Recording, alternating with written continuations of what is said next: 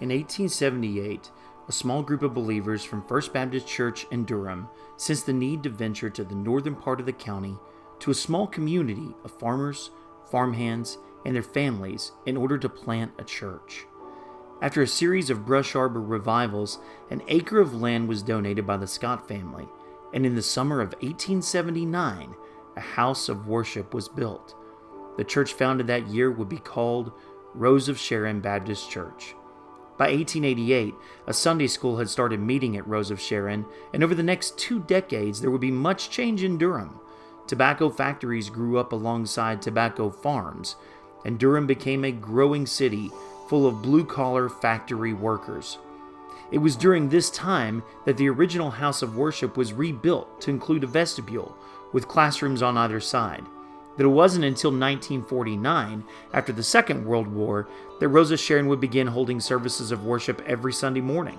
Well, the following years would see even more business move into the Durham area as farms were slowly replaced with industry and blue-collar neighborhoods. Much like the city, Rose of Sharon saw a need to transform. In 1970, a daycare facility was founded, and by 1972, a whole new church building with classrooms was constructed. Around the same time, Durham saw its biggest shift yet. Tobacco farms and factories were in decline and jobs were leaving the area until academics from NC State and Duke came up with the idea of creating Research Triangle Park. The park allowed the universities to do research together and leverage the area's strengths, especially in the domain of medicine and pharmaceuticals. It also kept graduates in the area, and as a result, Durham began to see rapid growth. People from all over the world poured into the area, bringing suburbia with them.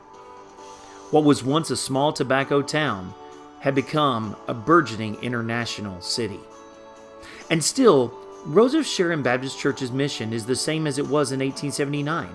It exists to reach out with the good news of Jesus Christ to the households, families, and individuals who make up our surrounding community. How we accomplish this mission might be quite different than the brush arbor days of old, but as we move forward into the future and the next 140 years, may the words of Paul in 1 Corinthians 9:22-23 be true of us. I have become all things to all people, so that by all possible means I might save some. I do all of this for the sake of the gospel, that I may share in its blessings.